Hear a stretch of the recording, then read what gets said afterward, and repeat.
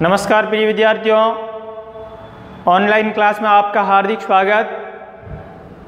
आज अपन पढ़ रहे हैं रासायनिक अभिक्रियाओं का प्रकार, मंद व तीव्र रासायनिक अभिक्रिया। मंद और तीव्र रासायनिक अभिक्रिया किसे कहते हैं? यानी वह रासायनिक अभिक्रिया जिसके वेग के आधार पर दो भागों में बांटा गया है उसे मंद व तीव्र रासायनिक अभिक्रिया कहते हैं। मंद अभिक्रिया यानी बहुत धीमी गति से संपन्न होती है तो उसे मंद अभिक्रिया कहते हैं, और तीव्र रासायनिक अभिक्रिया यानी बहुत तेजी से दो अभिकारकों को मिलाया आपस में और तुरंत अभिक्रिया संपन्न हो जाती है तो उसे तीव्र अभिक्रिया कहते हैं। क्या कहते हैं? तीव्र अभिक्रिया। तो देखिए, वेग के आधार पर इसे दो भागों में बांटा गया है, मंद अभिक्रिया और तीव्र अभिक्रिया। तो मंद अभिक्रिया व तीव्र अभिक्रिया रासायनिक अभिक्रियाओं के वेग के आधार पर अभिक्रिया संपन्न होने में लगे समय के आधार पर दो प्रकार की होती है। तो इसे दो प्रकार से अपन परिभाषित कर सकते हैं। यानी एक तो अपन कह सकते हैं रासायनिक अभिक्रियाओं के वेग के आधार पर दो भागों में बांटा गया है, मंद अभिक्रिया और तीव्र अभिक्रिया। दूसरा अपन कह सकते हैं अभिक्रिया संपन्न होने में लगे समय के आधार पर, यानी अभिक्रिया करवा रहे हैं तो उसके संपन्न होने में कितना समय लगा उसके आधार पर उसे दो भागों में बांटा गया है। कितने भागों में बांटा गया है? दो भागों में, मंद अभिक्रिया और तीव्र अभिक्रिया। तो पहला अपन पढ़ रहे हैं तीव्र अभिक्रिया। तो तीव्र अभिक्रिया किसे कहते हैं? यानी वह रासायनिक अभिक्रिया जिसमें दो या दो से अधिक अभिकारकों को जैसे ही मिलाते हैं तुरंत अभिक्रिया संपन्न हो जाती है, कुछ ही सेकेंड के अंदर, सेकेंड के कुछ हिस्से के अंदर संपन्न हो जाती है तो उसे तीव्र अभिक्रिया कहते हैं। क्या कहते हैं? तीव्र अभिक्रिया। तीव्र का मतलब बहुत तेजी से संपन्न होती है, बहुत कम समय लगता है रासायनिक अभिक्रिया संपन्न होने में, तो उसे बोलते हैं तीव्र रासायनिक अभिक्रिया। तो देखिए तीव्र रासायनिक अभिक्रियाओं के उदाहरण। तीव्र रासायनिक अभिक्रिया वह अभिक्रिया जिसमें अभिकारकों के मिलाने पर अत्यंत तेजी से, बहुत तेजी से संपन्न हो जाती है। सामान्यतः ऐसी अभिक्रिया आयनिक होती है। आयनिक का मतलब आयनों के अंदर खंडित हो जाती है, आयन उसके अंदर पाए जाते हैं। जैसे उदाहरण के तौर पर देखा जाए तो सोडियम पर प्लस आयन है और OH पर माइनस आयन है, हाइड्रोक्सिल आयन। H पर प्लस आयन है और Cl पर माइनस आयन है। जब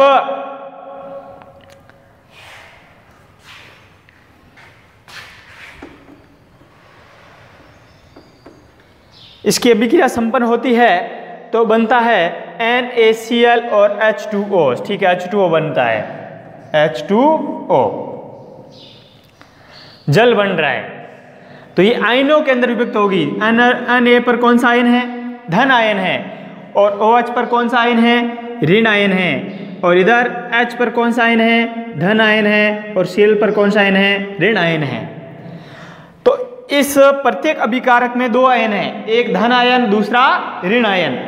तो धन आयन और ऋण आयन होने के कारण इसे बोलते हैं आयनिक अभिक्रिया। क्या कहते हैं? आयनिक अभिक्रिया। आयनिक अभिक्रिया भी कहा जाता है। तो आयनिक अभिक्रिया इसीलिए कहते हैं क्योंकि Na+ है वो Cl- से जुड़ जाता है और OH- है वो H+ से जुड़ जाता है, विपरीत आयन का आकर्षण हो जाता है, इसीलिए इसे आयनिक अभिक्रिया भी कहा जाता है। क्या कहा जाता है? आयनिक अभिक्रिया। ये अभिक्रियाएं जैसे परबल अम्ल और परबल क्षार के मध्य करवाते हैं। परबल अम्ल और परबल क्षार क्या होता है?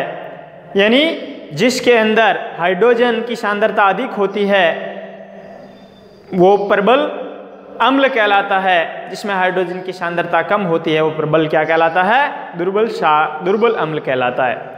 तो इस प्रकार से परबल अम्ल और परबल क्षार के मध्य जब क्रिया करवाते हैं तो जो अभिक्रिया संपन्न होती है उसमें जो समय लगता है वो समय लगता है 10⁻⁻10 सेकेंड। यानी सेकेंड का बहुत कम हिस्सा है वो समय लगता है, मिलाते ही तुरंत संपन्न हो जाती है। उदाहरण के तौर पर यहां किससे करवा रहे हैं? Sodium hydroxide. किसकी अभिक्रिया? सोडियम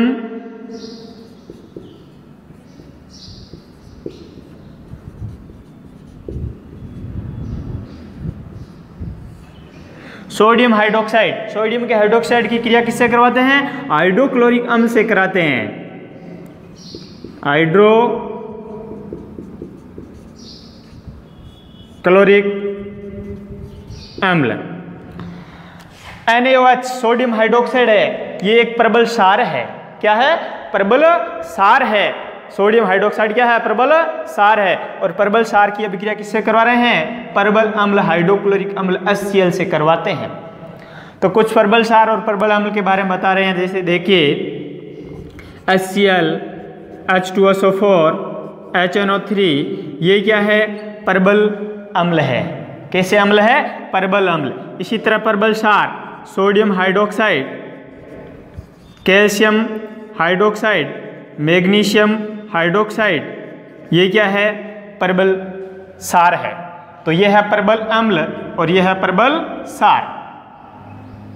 इसी तरह दुर्बल अम्ल और दुर्बल क्षार होते हैं। दुर्बल अम्ल और दुर्बल क्षार जिसे कार्बनिक अम्ल HCO3।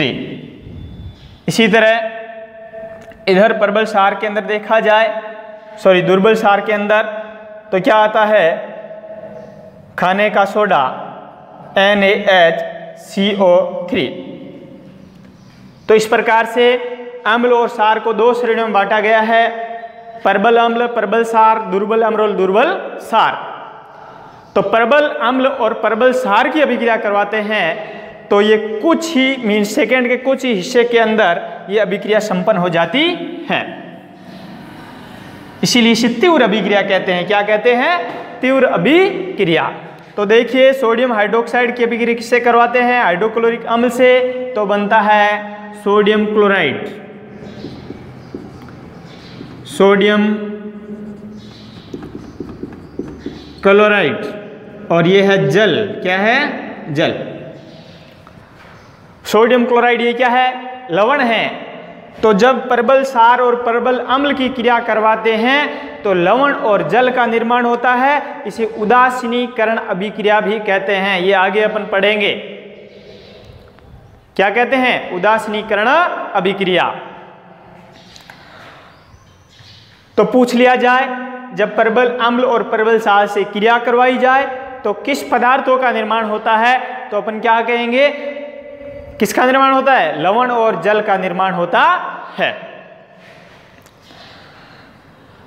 तो ये जो अभिक्रिया संपन्न होती है सोडियम हाइड्रोक्साइड और हाइड्रोक्लोरिक अम्ल की अभिक्रिया, ये संपन्न होती है 10⁻⁻10 सेकेंड। समय कितना लगता है? 10⁻⁻10 सेकेंड। दूसरा रिएक्शन देखिए किससे करवाते हैं? देखिए AgNO3 सिल्वर नाइट्रेट,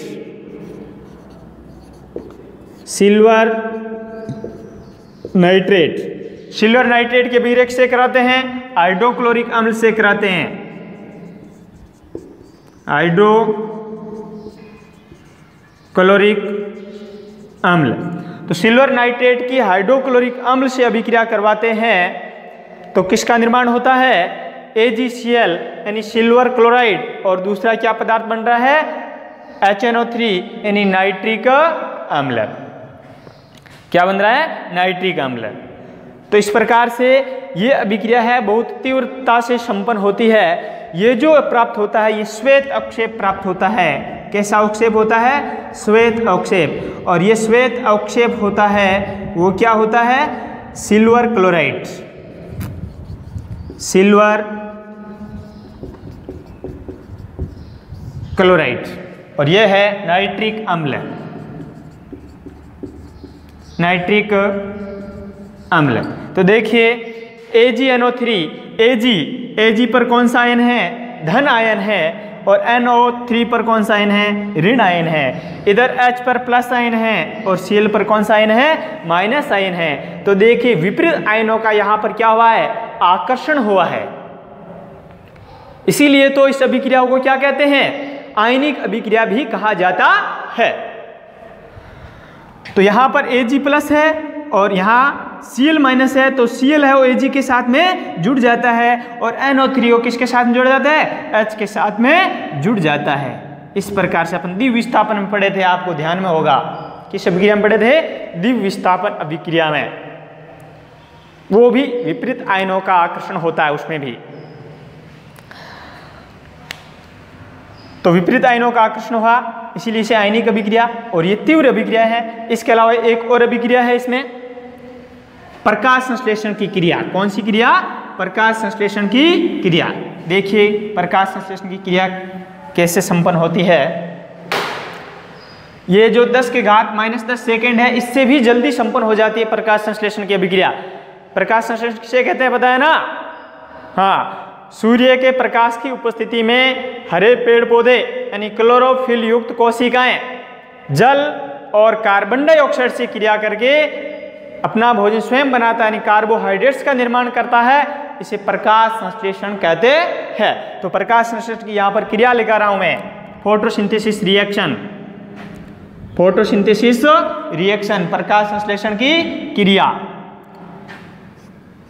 12H2O यानी 12 जल के अणु प्लस 6CO2 यानी 6 कार्बन डाइऑक्साइड के अणु, इसकी क्रिया होती है कहाँ होती है?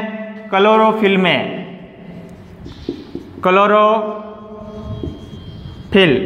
क्लोरोफिल यानी सूर्य का प्रकाश, क्लोरोफिल यानी पर्णहरित।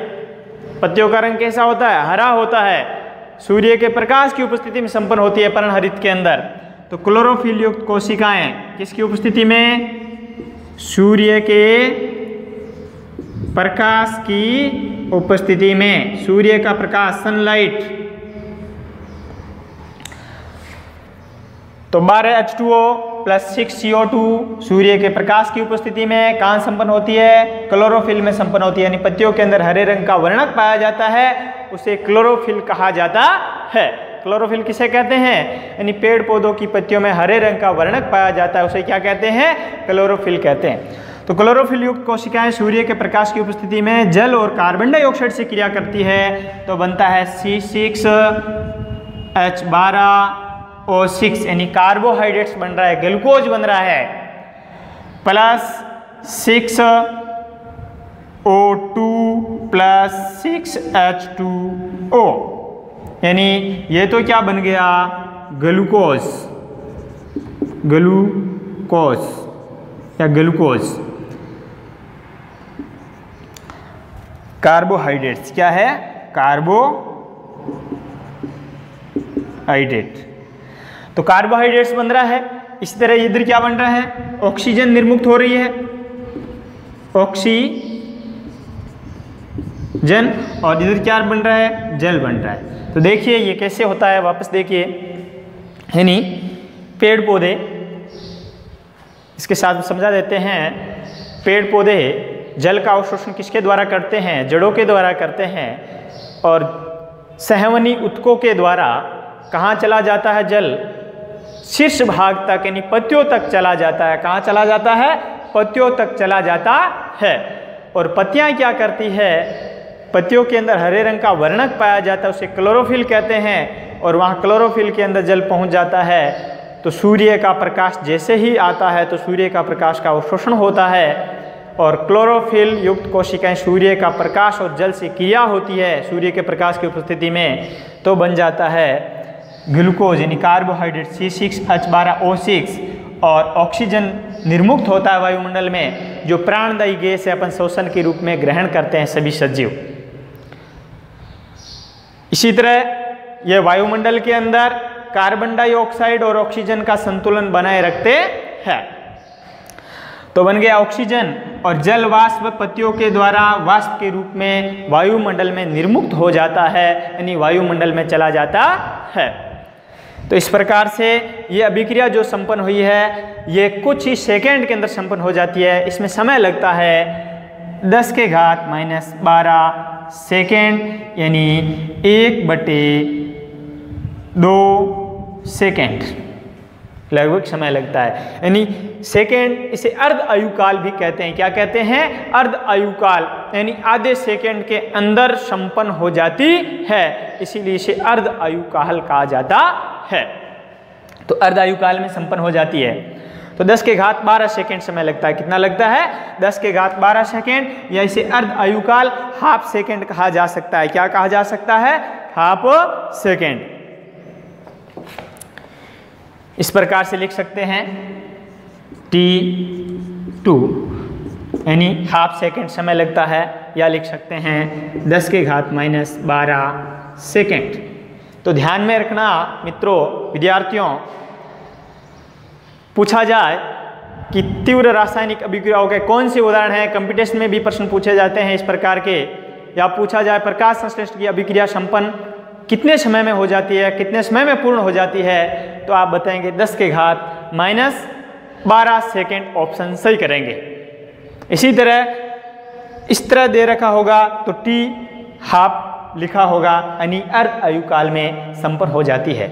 इसी तरह परबल सार और परबल अम्ल की अपन पढ़े थे, वो कितने समय में पूर्ण होती है? 10 के घात -10 सेकेंड के अंदर पूर्ण हो जाती है। अगला अपन पढ़ेंगे, ये तो थी कौन सी अभिक्रिया? तीव्र अभिक्रिया। और अगली अपन पढ़ेंगे मंद अभिक्रिया। कौन सी अभिक्रिया? मंद अभिक्रिया। तो ये जो अर्धायुकाल का मतलब है, यानी जो अभिक्रिया जो संपन्न होती है वो आदि संपन्न हो जाती है मिलाते ही सेकेंड के अंदर, तो उसे अर्ध आयुकाल कहते हैं। क्या कहते हैं? अर्ध आयुकाल। तो इसका समय अवधि हो गया 10 के घात -12 सेकेंड। मंद अभिक्रिया अगली कौन सी है? मंद अभिक्रिया। तो मंद अभिक्रिया किसे कहते हैं? यानी वह रासायनिक अभिक्रिया, ध्यान से सुनना समझना, वह रासायनिक अभिक्रिया जिसे संपन्न होने में, यानी पूर्ण होने में, संपन्न होने में, शुरू होने में 2 या 2 से अधिक अभिकारक मिल गए हैं, फिर बहुत धीमी गति से क्रिया कर रहे हैं, उसमें कई दिन, कई समय, कई घंटे, कई दिन और कई साल लग जाते हैं। इस प्रकार की रासायनिक अभिक्रिया मंद अभिक्रिया कहलाती है। क्या कहलाती है? मंद अभिक्रिया। जैसे लोहे पर जंग लगना, लोहे पर जंग लगना, लोहे पर जंग लगने की क्रिया बहुत धीरे धीरे गति से होती है और धीरे धीरे लोहा है वो संक्षारित होता जाता है। तो ये इसका एक अच्छा उदाहरण है, लोहे पर जंग लगना, मंद रासायनिक अभिक्रिया। तो देखिए अपन इसके उदाहरण पढ़ेंगे। मंद अभिक्रिया वह रासायनिक अभिक्रिया जिसे संपन्न होने में कई घंटे, दिन व साल लग जाते हैं, उन्हें मंद रासायनिक अभिक्रिया कहते हैं। जैसे लोहे पर जंग लगने की क्रिया। लोहे पर जंग लगना किसे कहते हैं? जैसे लोहे की कोई वस्तु बाहर छोड़ दी बरसात के समय में, कुल्हाड़ी है, पावड़ा है, तो उस पर एक भूरे रंग की परत जम जाती है, परत चढ़ जाती है। कैसी परत चढ़ जाती है? भूरे रंग की परत चढ़ जाती है, उसे जंग कहते हैं। उसका रासायनिक सूत्र है Fe2O3, फेरस ऑक्साइड, लोह ऑक्साइड, जिसे क्या कह सकते हैं? लोह ऑक्साइड। तो देखिए लोह तत्व है, यहाँ पर लोह तत्व है 4Fe, यानी कितने लोह के परमाणु हैं? 4 है। और इधर 3O2, यानी ऑक्सीजन कितने हो गए? 3 × 2 6 ऑक्सीजन, और H2O यानी 2 हाइड्रोजन और 1 ऑक्सीजन है। तो जब लोहों की अभिक्रिया ऑक्सीजन से होती है और नमी उपस्थित हो वायुमंडल में, तो जंग बन जाता है। क्या बन जाता है? जंग बन जाता है, यानी लोहे पर जंग लग जाता है। तो लोहों की अभिक्रिया ऑक्सीजन से नमी के साथ में होती है तो बनता है Fe2O3, यानी फेरिक ऑक्साइड, और साथ में क्या बना रहता है? जल। ये जल जो डॉट के रूप में लिख रखा है, डॉट 3H2O, ये क्रिस्टल जल होता है। और क्रिस्टल जल किसे कहते हैं? यानी वह रासायनिक संगठन, वह लवण कह सकते हैं या कोई यौगिक कह सकते हैं, जिसके साथ में जल है, क्रिस्टल के रूप में पाया जाता है, यानी ठोस के रूप में पाया जाता है, द्रव वाष्प के रूप में नहीं पाया जाता है, तो उसे बोलते हैं क्रिस्टलन जल। क्या कहते हैं? क्रिस्टलन जल। तो ये क्रिस्टलन जल के रूप में 3 जल के अणु पाए जाते हैं जंग के साथ में। तो यह है जंग का रासायनिक सूत्र Fe2O3, फेरस ऑक्साइड। दूसरा उदाहरण है इसका पोटेशियम क्लोरेट। KClO3, K का मतलब है पोटेशियम, Cl का अर्थ है क्लोरीन और O का मतलब है ऑक्सीजन, तो बनता है पोटेशियम क्लोरेट। यहाँ पर ये क्या है, पोटेशियम क्लोरेट। पोटेशियम क्लोरेट को जब गर्म करते हैं, पोटेशियम क्लोरेट को क्या किया जाए, गर्म किया जाए, यानी पोटेशियम क्लोरेट पड़ा है, धूप में पड़ा है तो गर्म होता जाएगा, तो प्रतिदिन धीरे धीरे ये रासायनिक अभिक्रिया संपन्न होती रहेगी। तो इसमें क्या निर्मुक्त होता रहेगा, ऑक्सीजन निर्मुक्त होता रहेगा और शेष क्या बच जाएगा, KCl यानी पोटेशियम क्लोराइड। क्या बच जाएगा, पोटेशियम क्लोराइड। तो देखिए पोटेशियम क्लोरेट और पोटेशियम क्लोराइड को जब गर्म किया जाता है तो बनता है पोटेशियम क्लोराइड और ऑक्सीजन गैस निर्मुक्त हो जाती है वायुमंडल में। कोई भी रासायनिक अभिक्रिया होती है तो हमेशा कैसी होनी चाहिए, संतुलित होनी चाहिए। ये अपन इस अध्याय में सबसे पहले पढ़े थे, रासायनिक अभिक्रियाओं का संतुलन करना या रासायनिक अभिक्रियाओं को संतुलित कैसे किया जाए, ये अपन अध्ययन किया था। अगली एक और रिएक्शन है, वो रिएक्शन है एसिटिक अम्ल और एथेनॉल के मध्य है। एसिटिक अम्ल और एथेनॉल के मध्य